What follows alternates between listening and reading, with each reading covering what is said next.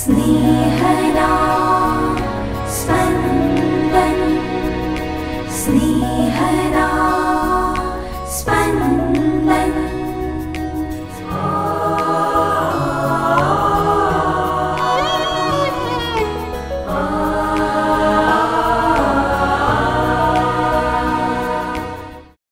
આગમન ઋતુનો ત્રીજો રવિવાર. સંત યોહાનકૃત શુભ સંદેશના પહેલા અધ્યાયના વચનો 6-8 અને 19-28 સ્નાન સંસ્કારક યોહાનની સાક્ષી સાંભળીએ. ઈશ્વરનો મોકલેલો એક માણસ આવ્યો હતો. તેનું નામ યોહાન હતું. એ માણસ સાક્ષી તરીકે પ્રકાશની સાક્ષી પૂરવા આવ્યો હતો, જેથી બધા માણસો એની મારફતે શ્રદ્ધા ધરાવતા થાય. એ પોતે પ્રકાશ નહોતો, પણ એ તો પ્રકાશનો સાક્ષી હતો. યોહાનની સાક્ષી આ રહી. જ્યારે યહૂદીઓએ યરૂશાલેમમાંથી પુરોહિતોને અને પુરોહિત સહાયકોને તમે કોણ છો એમ પૂછવા તેમની પાસે મોકલ્યા, ત્યારે તેમણે કબૂલ કર્યું, ચોખ્ખે ચોખ્ખું કબૂલ કર્યું કે હું ખ્રિસ્ત નથી.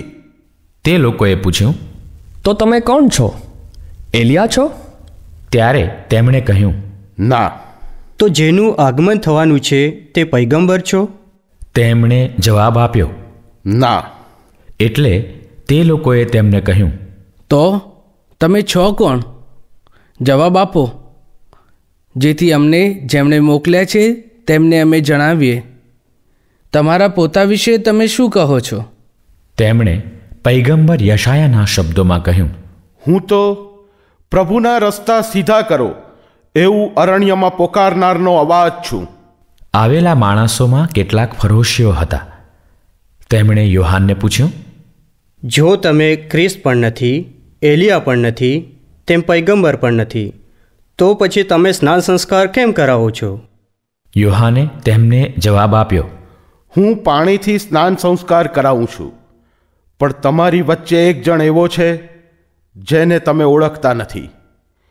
તે મારી પાછળ આવનાર છે, અને હું તો તેના પગરખાની વાદરી છોડવાને પણ લાયક નથી. યર્દનને સામે પાર આવેલા બેથાનિયામાં યોહાન સ્નાન સંસ્કાર કરાવતા હતા, ત્યાં આ બન્યું. स्नेहदा स्पन्दन स्पन्दन। સ્નાન સંસ્કારક યોહાન સાક્ષી છે. તેમણે પ્રકાશની સાક્ષી પૂરવાની છે. ઇસરાયેલી સમાજમાં સાક્ષીનું ખૂબ મહત્વ છે. કોઈ પણ દાવાને સત્ય બનાવવો હોય તો 2 સાક્ષીઓ એ દાવા વિશે વાત કરે. કોઈ પણ આરોપને ગુનો ઠરાવવો હોય તો 2 સાક્ષીઓએ એ બનાવનું વર્ણન કરવું પડે. ગામના કાજી આરોપી વિરુદ્ધ સાક્ષીઓને સાંભળતા. એ સાક્ષીઓની જુબાનીને આધારે કાજી કોઈને દોષિત કે નિર્દોષ જાહેર કરતા. સાક્ષીઓનું આટલું બધું મહત્વ હોવાથી જ 10 આજ્ઞાઓમાં એક આજ્ઞા છે, જૂઠી સાક્ષી ન પૂર. સ્નાન સંસ્કારક યોહાને પ્રકાશની એટલે કે ઈસુની સાક્ષી પૂરવાની છે. ઈસુ કોણ છે એ તેમણે જણાવવાનું છે. યરૂશાલેમ ઇસરાયેલી ધર્મનું વડું મથક, ત્યાં મંદિર જેમાં પ્રભુનો વાસ, ત્યાં વડા પુરોહિતનું નિવાસસ્થાન, ત્યાં વરિષ્ઠ સભાની મીટિંગો, ત્યાંથી પુરોહિતો અને પુરોહિત સહાયકો આવ્યા છે.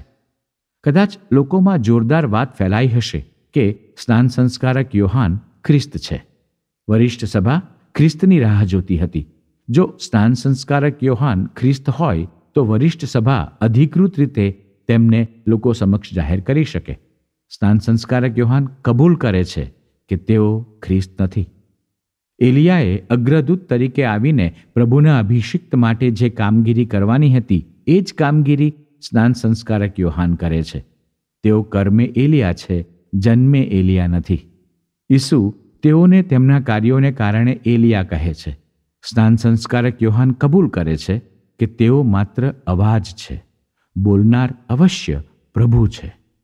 જો સ્નાન સંસ્કારક યોહાન માત્ર અવાજ જ હોય તો તેઓ સ્નાન સંસ્કાર ના કરાવી શકે એવું ફરોશીઓનું માનવું છે.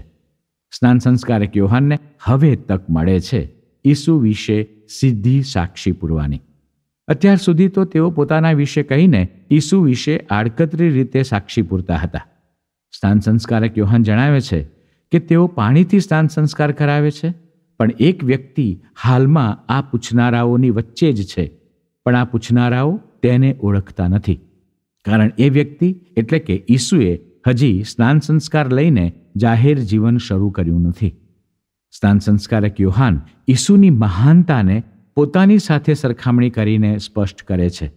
પૂછવા આવેલા આ પુરોહિતો તેમના નોકરોથી ટેવાયેલા હશે. નોકરો એમને પગરખાં પહેરાવતા હશે અને કાઢતા હશે. પુરોહિતો અને તેમના નોકરો વચ્ચે ખૂબ મોટો ફરક છે.